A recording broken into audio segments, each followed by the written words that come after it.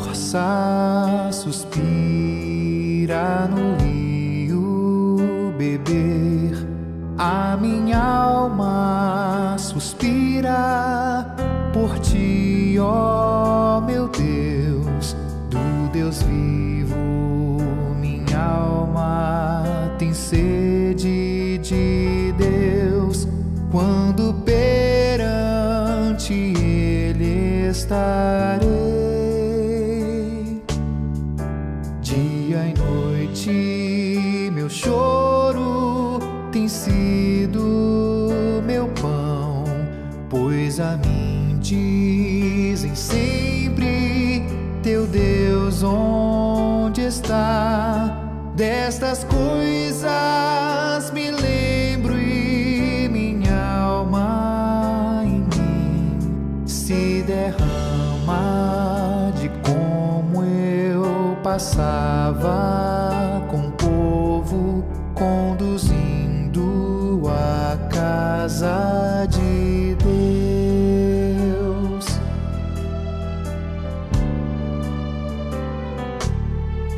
Entre gritos alegres e o povo a louvar, caminhava em festa com a multidão. Porque estás abatido, ó minha alma, porque dentro em mim perturbada estás.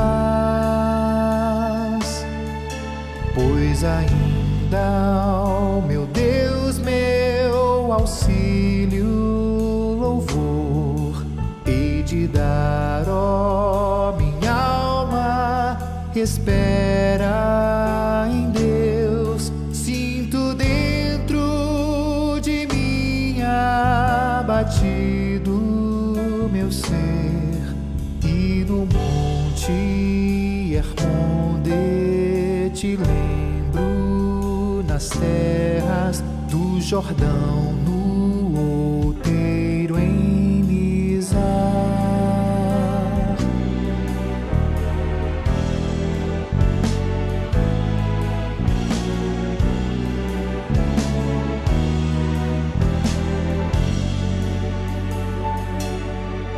Um abismo está, outro abismo a chamar, ao fragor das tuas águas em queda a correr. Tuas ondas e vagas passaram, Senhor, todas elas cobriram meu ser. Mas de dia ao Senhor concedeu-me mercê, e de noite comigo está seu louvor. Uma prece ao Senhor da minha vida orarei, digo a Deus minha rocha, porque te olvidaste e me tens esquecido, ó Senhor. Porque hei de andar em lamento e opressão, sob a mão de inimigos, e os ossos ao pó. Adversários me insultam, repetem sem fim, dizem: Deus, o teu Deus onde está? Porque estás, ó minha alma, abatida em mim, perturbada, porque dentro em meu coração ainda hei de louvores a Deus dirigir, esperança em Deus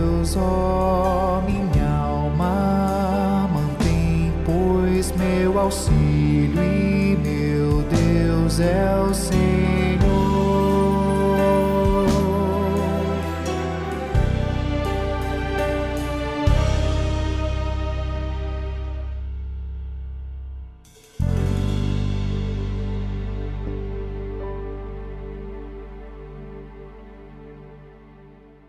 Bom dia, meus irmãos, saúdo a todos com a graça e a paz do Senhor Jesus Cristo. Graças a Deus por mais um dia do Senhor, graças a Deus pelo privilégio que nós temos de estar diante da sua palavra, né, e sermos alimentados por ela.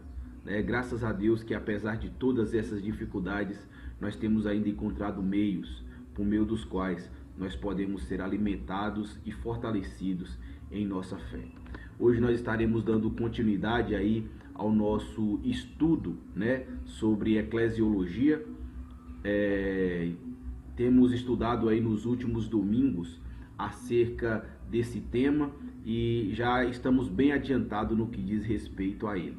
Entramos aí em um assunto que é conhecido como as marcas da verdadeira igreja, aquilo que nos dá a capacidade de podermos discernir, entre as igrejas visíveis, qual daquelas seria a igreja verdadeira do Senhor Jesus Cristo, E nós, como estudamos na aula passada, nós vimos que as marcas distintivas de uma genuína e verdadeira igreja, na verdade, são a pregação da palavra, a administração dos sacramentos e a disciplina eclesiástica, Na última aula, nós estudamos sobre a pregação da palavra, a fiel pregação da palavra de Deus, como sendo ela a principal marca da igreja de Cristo Jesus. E uma vez que ela é a principal, todas as outras marcas advêm dela. Ou seja, os sacramentos e a administração, os sacramentos e a disciplina eclesiástica, elas serão corretamente praticadas se a pregação da palavra de Deus for fielmente exposta, Apenas desse modo é que por isso que a pregação da palavra, ela em si é essencial, e as outras, então, advêm dela. Hoje nós estaremos estudando, meus irmãos, sobre a segunda marca da igreja, que seria a administração dos sacramentos, E na aula que vem estaremos estudando aí sobre a disciplina eclesiástica. Então vamos dar início à nossa aula de escola dominical, e para isso eu gostaria de convidá-los a abrir a palavra de Deus no livro de Atos dos Apóstolos, no capítulo de número 2. Nós iremos ler do versículo 37 até o versículo de número 47. Eu gostaria de adiantar que nós não iremos fazer um estudo basicamente nessa passagem, Ele serve apenas para que nós possamos entrar nesse tema e assim darmos seguimento ao nosso estudo. Acompanhe comigo e veja o que diz então a bendita e santa palavra de Deus, Atos capítulo de número 2, versículo 37 até o versículo de 47. Diz assim: Ouvindo eles estas coisas, compungiu-se-lhes o coração e perguntaram a Pedro e aos demais apóstolos: Que faremos, irmãos? Respondeu-lhes Pedro: Arrependei-vos, cada um de vós seja batizado em nome de Cristo Jesus, para a remissão dos vossos pecados, e recebereis o dom do Espírito Santo. Pois para vós outros é a promessa, para vossos filhos e para todos os que ainda estão longe, isto é, para quantos o Senhor nosso Deus chamar. Com muitas outras palavras deu testemunho e exortava-os, dizendo: Salvai-vos desta geração perversa. Então os que lhe acrescentaram a palavra foram batizados, havendo um acréscimo naquele dia de quase 3.000 pessoas. E perseveravam na doutrina dos apóstolos, na comunhão, no partir do pão e nas orações. Em cada alma havia temor, e muitos prodígios e sinais eram feitos por intermédio dos apóstolos. Todos os que creram estavam juntos e tinham tudo em comum. Vendiam as suas propriedades e bens, distribuindo o produto entre todos, à medida que alguém tinha necessidade. Diariamente perseveravam unânimes no templo, partiam pão de casa em casa e tomavam as suas refeições com alegria e singeleza de coração, louvando a Deus e contando com a simpatia de todo o povo. Enquanto isso, acrescentava-lhes o Senhor dia a dia os que iam sendo salvos. Amém. Vamos, meus irmãos, fazer uma oração e pedir a Deus que abençoe então esse estudo. Oremos. Senhor Deus e Pai, Pai Todo-Poderoso, eu peço ao Senhor, a Deus, nesse momento, que nos dê a graça de entendermos acerca desse assunto. Que o Senhor, ó Pai, me capacite de tal modo a que eu possa expor com fidelidade e clareza aos meus irmãos, de modo que eles entendam e vejam na Tua palavra essas verdades acerca dessa doutrina. E a mesma coisa eu te peço por eles, ó Deus, que o Senhor os abençoe de todas as dificuldades que têm experimentado nesses dias, e também peço ao Senhor que os ajude nesse momento a compreender com exatidão aquilo que a Tua palavra tem para ensinar. Repreende todo o mal, Senhor, que tem nos vindo nesses últimos dias, e livra-nos de qualquer dificuldade com respeito acerca desse vírus que tem nos acometido. Protege a Tua igreja, ó Deus, protege os meus irmãos. É o que eu te peço, em nome do Senhor Jesus Cristo. Amém. Amém. Pois bem, meus irmãos, vamos dar então início aqui ao estudo dessa segunda marca da igreja, né? É importante nós lembrarmos que uma das coisas importantes que nós estudamos na aula passada foi que a pregação da palavra, ela é essencial, né, como marca para a sua igreja. Por quê?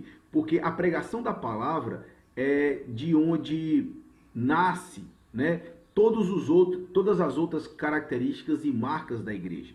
Se essa marca for corrompida, certamente o sacramento também será, a administração do sacramento será corrompido, e do mesmo modo a disciplina eclesiástica, né? E para que se tenha uma observância condizente com a palavra de Deus, é necessário que aquela primeira marca esteja presente, né, na igreja visível, que a pregação da palavra seja a principal marca, né, da igreja, né, seja por ela distinguida. Então vamos entrar aqui no nosso assunto. No texto que nós analisamos aqui, nós vimos que a principal característica, né, nós vimos que no texto que nós estamos analisando aqui, a principal característica que os irmãos aqui tinham é que nós vemos eles em comunhão uns com os outros, né? E essa comunhão, ela se dava por meio da doutrina que os apóstolos ensinavam, como também essa comunhão era perceptível por meio do partir do pão, né? As pessoas que vinham sendo acrescentadas à igreja, as pessoas que estavam sendo ouvindo a pregação da palavra, elas criam no Senhor Jesus, e a partir do momento em que elas se demonstravam interessadas a segui-lo, elas então eram batizadas e participavam dos sacramentos, né, e das ordenanças. Essas são características que emergem desse texto e que mostra como a igreja do Novo Testamento, no seu nascedouro, ela tinha essas características fortes. E do mesmo modo, para que essa igreja ela seja perceptível na nossa comunidade, é necessário também que essas marcas estejam presentes, ou seja, administração dos sacramentos, disciplina eclesiástica e a genuína pregação da palavra do Senhor. Mas hoje nós iremos estudar apenas essa segunda marca, que seria a administração dos sacramentos. E o que vem a ser, meus irmãos, um sacramento? Certamente você já ouviu essa palavra, né? Talvez ela não seja tão incomum aos seus ouvidos, mas o verdadeiro significado, né, de um sacramento é que o sacramento é uma representação visível de uma promessa. Deus deixou muitas promessas para o seu povo, né? E o sacramento, Deus deixou muitas promessas para o seu povo. E entre essas promessas estão aquelas bênçãos, né, que dizem respeito aos sacramentos, ou seja, bênçãos que são comunicadas por meio dos sacramentos, né, que ele instituiu para a sua igreja. Na verdade, a palavra sacramento, ela significa juramento, né, e juramento ou promessa. Logo, a ideia de sacramento é que Deus, Cristo Jesus, ele deu promessas à sua igreja, né, as quais ela é perceptível, visível, né, por meio desses sacramentos. Então, sacramentos são representações visíveis, né, das promessas de Deus, isso no que diz respeito ao batismo e à Santa Ceia, né, que são os dois sacramentos, e nós iremos estudá-los logo mais após, né? E além disso, os sacramentos, ele não é apenas uma representação visível de uma promessa. O sacramento também são ritos, né, que confirmam essas promessas. Na verdade, são celebrações, são cerimônias nas quais Deus prometeu, por meio delas, confirmar as promessas que ele havia prometido para o seu povo. Ou seja, é no momento em que o seu povo está realizando aquelas cerimônias que as suas promessas, então, hão de ser concretizadas, hão de ser fortalecidas e se tornadas reais na vida dos seus discípulos, né? Além de ser também essas duas coisas que eu havia dito, os sacramentos, eles são como que sinais, né? São sinais. O que vem a ser esses sinais? Para que possa ficar algo mais claro aos irmãos, é importante nós fazermos aqui uma ilustração, né? Imaginem bem uma placa de trânsito, né, em uma rodovia parada, onde você está caminhando, né, por essa rodovia e você se depara com uma placa. Aquela placa, ela nada mais é do que uma representação visível de algo que você não consegue ver, ou seja, de algo que está à sua frente. Logo depois que você atravessar aquela placa, você encontra com uma curva, tanto para a direita ou para a esquerda, conforme a placa sinalizava. Mas no momento em que você estava de frente para a placa, você não conseguia ver nada que estava além da sua frente, porque se manifestou depois, né? Os sacramentos, ele tem mais ou menos essa significância, né? Eles são representações visíveis de algo que você não consegue ver. Do mesmo modo como você não consegue ver a curva que está logo após a placa, mas sabe que ela existe ali, né? Assim também acontece com os sacramentos. Nós temos algo físico que nos comunica realidades espirituais, né? Nós não conseguimos ver as coisas espirituais, mas aquelas coisas físicas que estão ali diante de nós, ou seja, o pão da ceia e o vinho, assim também como a água do batismo, elas representam coisas que irão acontecer espiritualmente em nós, né? O batismo, no caso, a água, o lavar regenerador do Espírito Santo, né? A purificação. E quanto ao batismo, e quanto à Santa Ceia, o pão e o vinho representam a nossa comunhão com Cristo. Ou seja, eles têm representações físicas, mas comunicam coisas espirituais. Então, nesse caso, nós chamamos os sacramentos de sinais, né? Sinais que nos apontam para algo espiritual que nós não vemos. E além de serem sinais, meus irmãos, os sacramentos, eles são também selos, né? Aqui nós pegamos a ilustração de um diploma, né? Algo muito comum para aquelas pessoas que estão fazendo um curso técnico, um ensino médio ou até mesmo uma faculdade, né? No final do seu curso ele recebe um diploma. E para que serve esse diploma? Né? O diploma serve para autenticar, para mostrar que de fato você concluiu aquele curso e que você está apto, né, para efetivar e realizar aquela profissão que você escolheu. Do mesmo modo acontece com os sacramentos. Os sacramentos são selos que autenticam a promessa de Deus. Ou seja, Deus nos fez promessas de que Ele nos abençoaria por meio desses sacramentos, e os sacramentos então testificam essa bênção, é um testemunho, é uma prova real de que Deus há de nos abençoar, porque nós estamos vendo. O Senhor Jesus Cristo disse, ó, vocês irão comer até o dia que eu voltar, no que diz respeito à ceia, né? Como prova de que Ele estaria conosco, de que Ele continuaria nos abençoando, que Ele não nos deixaria sozinhos, né? Ou seja, ela serve para autenticar, serve para dar confirmação àquela promessa que havia sido feita por parte de Cristo, né? E além disso, né, além de ser um selo, né, um sinal, um selo, as promessas também, os sacramentos também, eles servem como sinais sensíveis, né? E o que eu quero dizer com isso, como sinais sensíveis? Na verdade, eles servem como algo que impressionam a nossa visão, a nossa audição, o nosso paladar, né? Os nossos sentimentos, ou seja, são elementos que tocam em nós, né?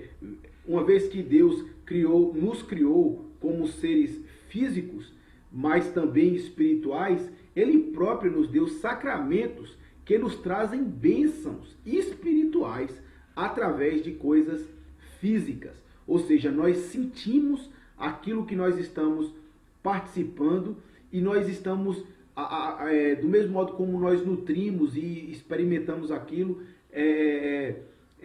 essas bênçãos são comunicadas de forma palpável, né, diante de nós.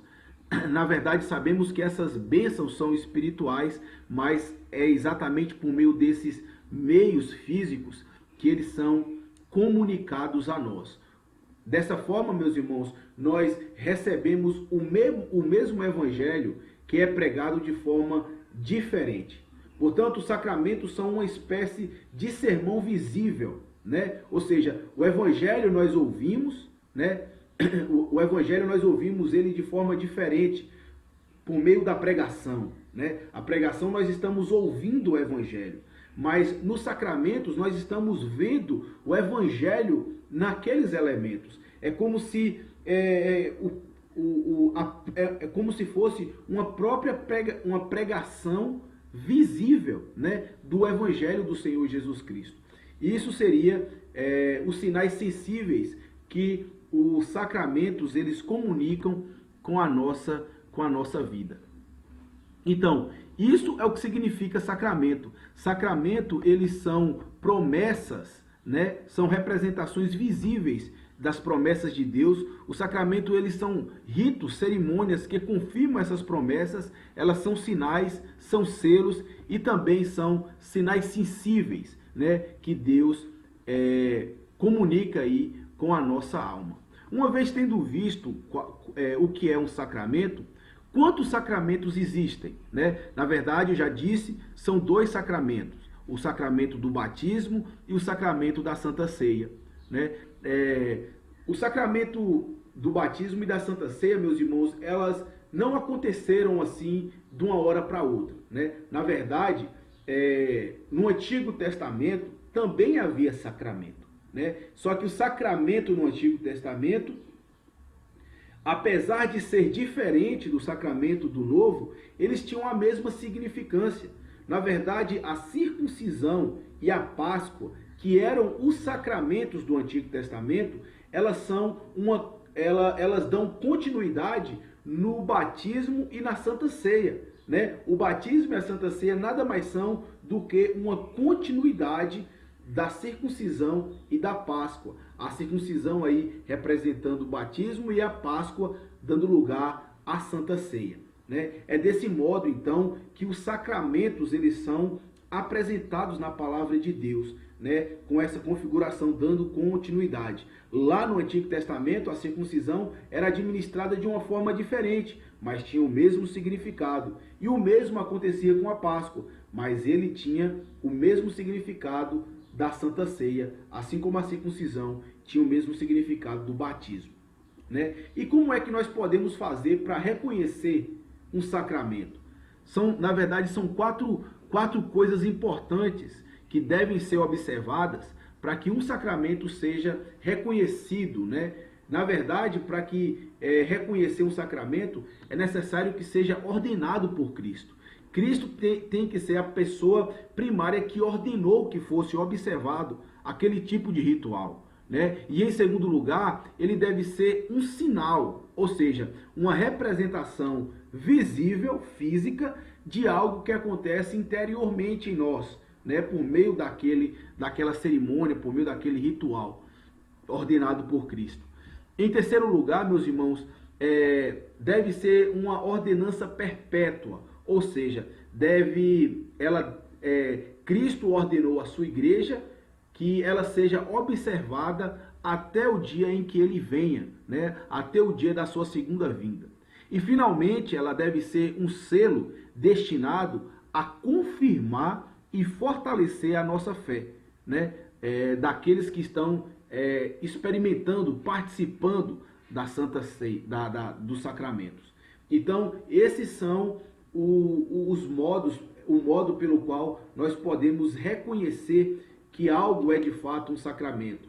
Quando ele é ordenado por Cristo, quando ele é um sinal, quando ele é uma ordenança perpétua e quando ele serve para confirmar e fortalecer a nossa fé, né? Ou seja, a fé daqueles que recebem esse sacramento.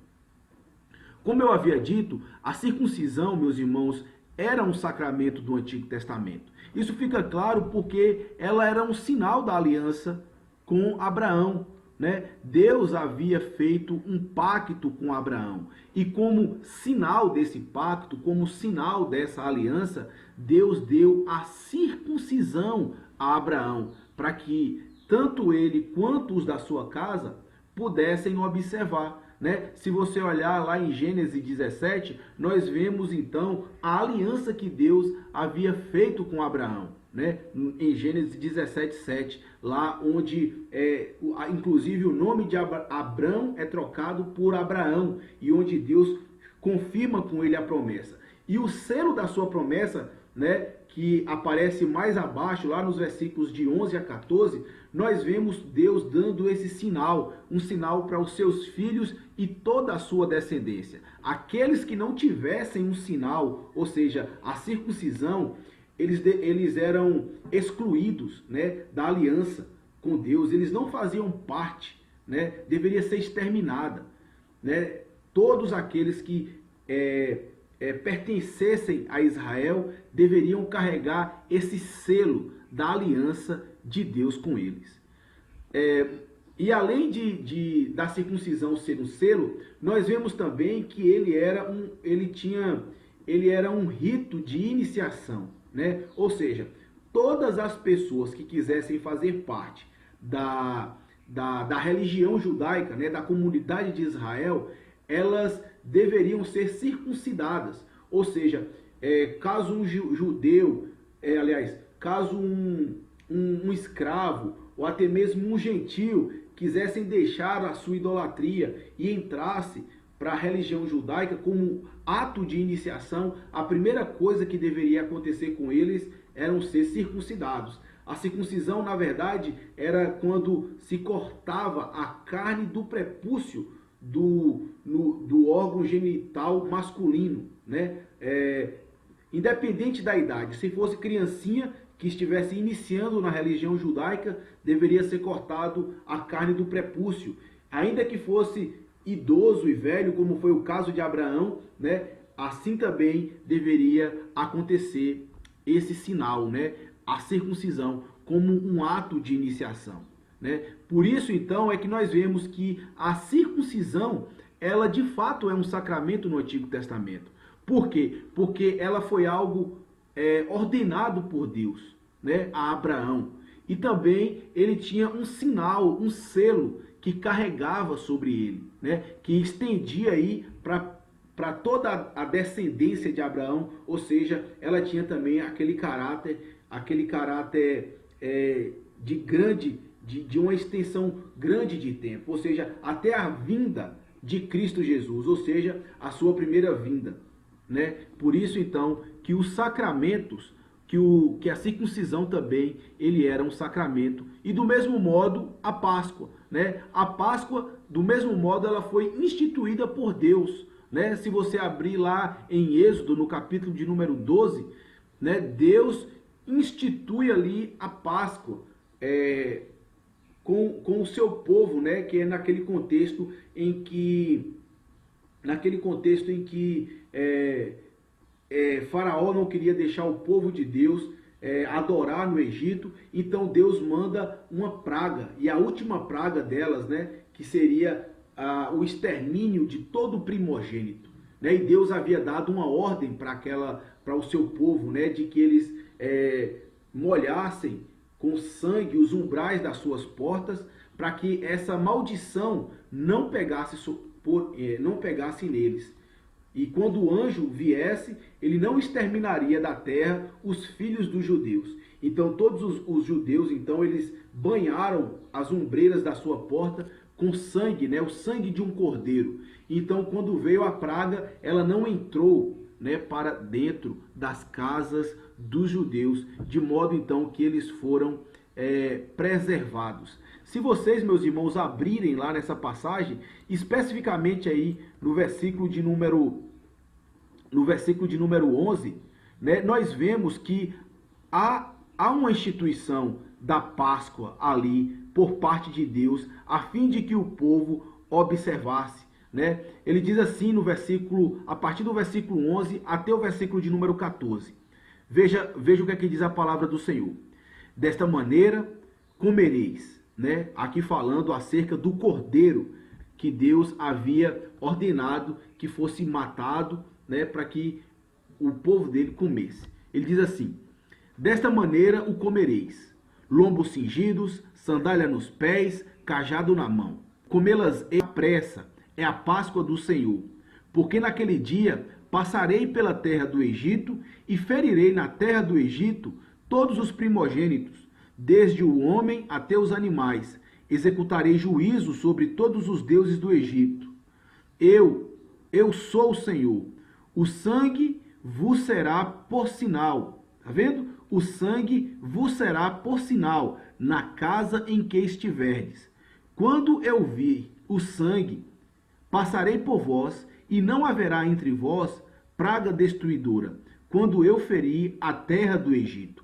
Aí no versículo 14 ele institui: este dia vos será por memorial, e o celebrarei com solenidade ao Senhor nas vossas gerações, o celebrareis por estatuto perpétuo. Como nós vemos aqui, meus irmãos, há uma instituição clara de Deus para esse tipo de ordenança, né? Para esse tipo de ritual. Deus ordena ao seu povo que ele faça isso por toda a perpetuidade, né? Que na verdade aí tem sido observada como Páscoa até a chegada do Senhor Jesus Cristo, mas se tem essa continuação, né, com a ceia do Senhor, com a chegada da ceia do Senhor, que na verdade é a nossa Páscoa, é o meio pelo qual nós celebramos a Páscoa, porque Cristo é o Cordeiro que foi dado por Deus para que nós não fôssemos, né, destruídos. Então, como nós vemos aqui, a Páscoa ela foi algo instituída por Deus, e deste modo ela tem uma característica de sacramento, mas ele não somente ela não é só um sacramento porque foi instituída, ela é um sacramento também porque existe o sinal da promessa,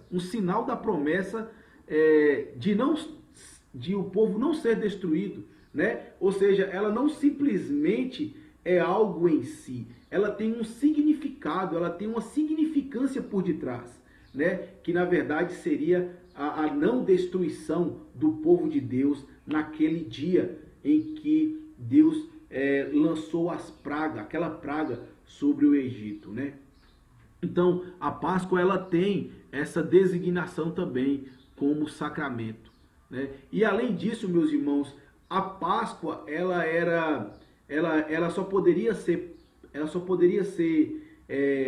só poderiam participar delas aquelas pessoas que haviam sido circuncidadas. Ou seja, nós vemos, né, que a circuncisão é um ato de iniciação, né? E a Páscoa era algo que as pessoas só poderiam participar dela se estivesse dentro dessa religião. Outras pessoas que estivessem fora não poderiam participar, né? Ou seja, existe essa relação entre as duas, né?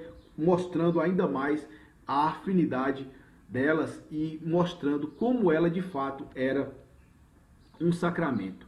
Então, no Antigo Testamento nós temos esses dois tipos de sacramentos, tanto a Páscoa quanto a circuncisão. E no Novo Testamento não é diferente, só que agora com uma administração diferente. Aquele mesmo princípio que havia no Antigo Testamento permanece agora no Novo. Ou seja, o batismo ela continua sendo como um ato de iniciação, enquanto a Santa Ceia ela representa algo que é próprio para aqueles que já foram iniciados na fé, né? Que representam agora a comunhão, né? Ele traz essa ideia de, afinal de contas, o Cordeiro de Deus, né? Deus já havia entregou o seu Cordeiro para ser morto. E ele agora é a Páscoa que nós comemos e nós participamos dele aí nas nossas celebrações, dos nossos cultos. Então, no Novo Testamento nós temos também dois sacramentos, o batismo e a Santa Ceia, que são diferentes em nome e em administração, mas que o seu significado e a sua importância permanece do mesmo modo como tinha no Antigo Testamento. Então, e nós vemos, além disso, né, as mesmas coisas que aconteciam lá no Antigo Testamento. Nós vemos aqui que tanto o batismo quanto a Santa Ceia, eles são sinais, né? Eles são representações físicas de algo espiritual, de algo invisível, né? O Senhor Jesus Cristo, né, na noite em que ele foi traído, ele tomou um pão, né? E tendo dado graças, ele disse assim: isto é o meu corpo. Ou seja, o Senhor Jesus ele estava apontando para algo físico, né? E estava dizendo, isto é o meu corpo, e dando uma significância, dando um significado para aquilo. E do mesmo modo ele fez com o cálice. Ele, depois de ter ceado, ele pegou o cálice e disse, e isto é o meu sangue, o sangue da nova aliança. Ou seja, o Senhor Jesus está dizendo que aquele elemento físico representa algo espiritual que tem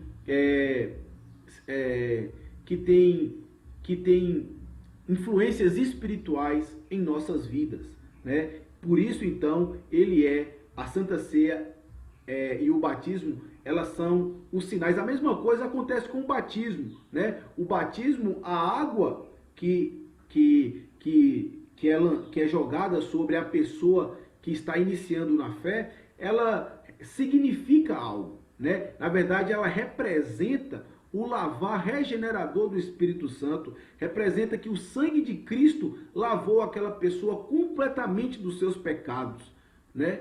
Então, é algo físico que tem uma significância, um significado espiritual. É como se fossem as setas que nós havíamos dito, que aponta para algo que nós não conseguimos enxergar.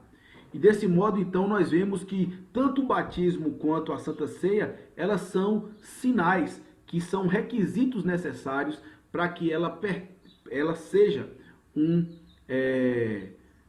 sacramento. E além disso, nós sabemos que o Senhor Jesus Cristo foi o próprio quem ordenou, né, que o batismo fosse observado, né? Ou seja, há uma ordenança do Senhor Jesus Cristo para que isso seja praticado por meio da sua igreja.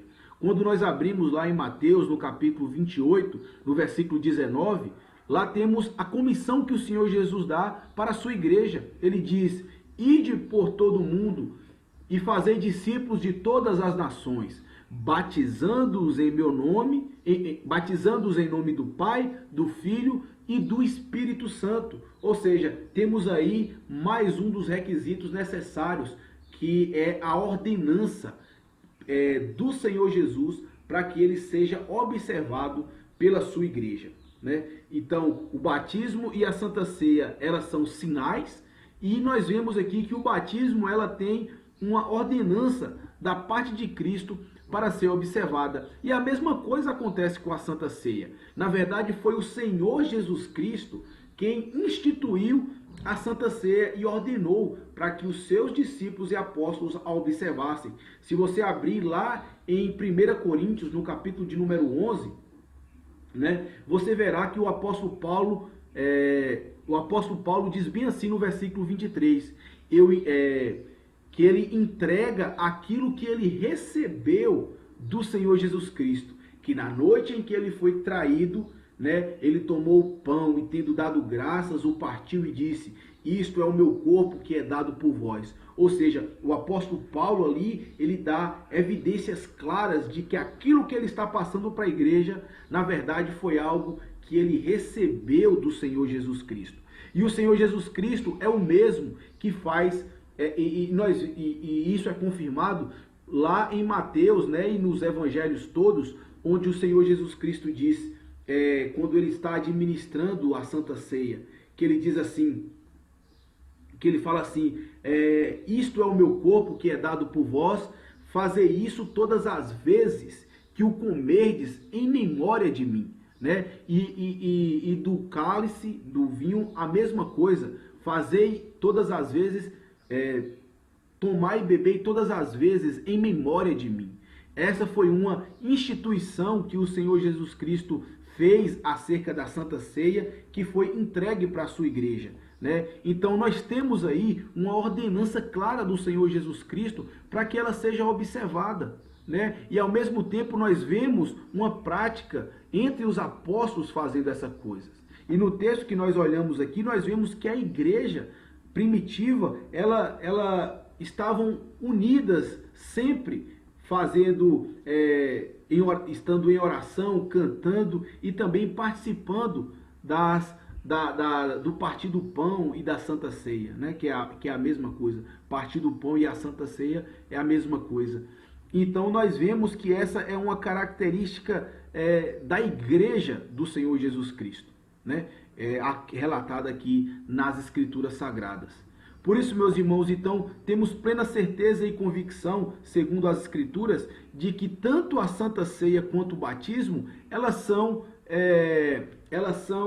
sacramentos dados por Cristo à sua igreja para que elas pudessem ser observadas por ele.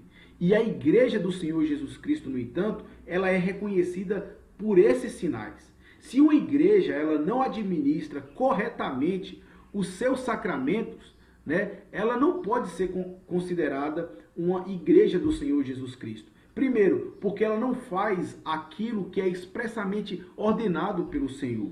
E segundo, porque ela não pratica aquilo que a igreja do Senhor Jesus Cristo praticava por meio dos seus apóstolos. Ou seja, é algo que era confirmado pelos seus apóstolos. Então, se essas marcas estiverem em falta em uma igreja, então ela não pode ser considerada como uma igreja de Cristo Jesus, porque ela perde essas características, essa essência tão clara que é relatada aqui nas Escrituras. E tendo visto isso, então, tendo visto que os sacramentos do batismo e da Santa Ceia são expressamente ordenadas por Deus, o que nos resta agora é saber como se deve administrar, né? E a forma correta de administrar os sacramentos, ela é regida por 3 princípios, né? Ela deve ser administrada pela pessoa certa, ela deve ser administrada na hora certa e ela deve ser administrada com os elementos certos, né? Como é claro aí nesses textos que nós enumeramos aqui, há uma ordenança de que ela seja administrada especificamente pelos ministros da palavra de Deus, né? Não é qualquer pessoa que pode administrar a Santa Ceia, né? Porque os ministros, eles são representantes de Cristo na terra e como representantes, embaixadores do Senhor, eles mesmos é quem o representam desse modo, fazendo com que o seu povo participe dessa ordenança, né? E do mesmo modo, meus irmãos, ela deve ser administrada com os elementos certos, né? Na verdade, os elementos para serem administrados, os sacramentos, devem ser aqueles que o próprio Senhor Jesus Cristo instituiu, como o pão, né, da ceia e também o vinho. E do mesmo modo acontece com o batismo. Não pode ser batizado com outra coisa qualquer que não seja água. Esses são os elementos ordenados para que sejam administrados corretamente, né? Ou seja, tem que ser administrado pela pessoa certa e tem que ser administrado com os elementos certos. E do mesmo modo tem que ser administrado na hora certa. A hora correta de ser administrada esses elementos não é em qualquer momento, né, da vida cristã. Ela deve ser administrada especificamente no culto e deve ser administrada juntamente com a palavra. Não se pode haver administração sem que haja pregação fiel da palavra do Senhor, do nosso Deus. Por quê? Porque é a pregação que vai fazer com que as pessoas discernam o que é que são aqueles elementos, qual o significado do pão, qual o significado do vinho, qual o significado da água do batismo, para que as pessoas, uma vez que a compreendem, possam ser tocadas, né, e edificadas naquele propósito. Então, essa seria a maneira correta de ser administrado o sacramento. Mas o que nós vemos, meus irmãos, ultimamente, são coisas que mostram como a igreja moderna ela tem feito coisas estranhas, né? Que não necessariamente foram ordenadas pelo Senhor e que muitas das vezes ferem esses princípios, né? A igreja moderna, não são poucas delas que desejam batizar qualquer tipo de pessoas. Na verdade, a pessoa que deve ser batizada não é simplesmente porque ela demonstrou um interesse por ser membro de uma igreja. Na verdade, ela deve ser observada, deve ver se há verdadeiros frutos, né, de arrependimento e conversão. Porque o batismo, ele dá o passo inicial, é o modo de iniciação dessa pessoa na igreja, de tal modo então que ela poderá ser considerada um membro comum e ter todos os direitos de um membro, né? Ele poderá votar, ele poderá participar da Santa Ceia, ele poderá fazer todas as atividades que um crente deve fazer. Então, que é direito de um crente. Então, ela tem que ser observada com cuidado, porque nós não conhecemos os corações das pessoas, nós não sabemos o que se passa na mente da pessoa. Então é necessário observar para que perceba se há verdadeiros frutos de arrependimento, para ver se de fato aquela pessoa nasceu de novo e se de fato ela é uma verdadeira seguidora do Senhor Jesus Cristo, pertencente, né, à igreja invisível, à igreja dos verdadeiros eleitos do Senhor Jesus Cristo. Então, para isso é necessário que seja acompanhado, né, observado essas pessoas, a fim de que ela faça uma genuína e verdadeira profissão de fé, né? E também nós vemos algumas coisas erradas acontecerem em muitas igrejas no que diz respeito à Santa Ceia, né? Vemos aí pessoas meio que mistificam a ceia do Senhor, né? A ceia, ela deve ser praticada, né, apenas por pessoas que estão em comunhão com Deus, né? Não é qualquer pessoa que pode participar da ceia. Ela deve ter passado pelo processo de iniciação e também passado aí por um arrependimento verdadeiro dos seus pecados, para que ele possa ter comunhão do Senhor Jesus Cristo. E as aberrações que nós vemos aí acontecerem é exatamente, meus irmãos, o que muitas pessoas têm feito com a ceia do Senhor no que diz respeito à sua administração. Tem pessoas que administram a ceia do Senhor com vários tipos de coisas que não foram ordenadas. Por exemplo, o Senhor Jesus ordenou que fosse administrado com pão, né?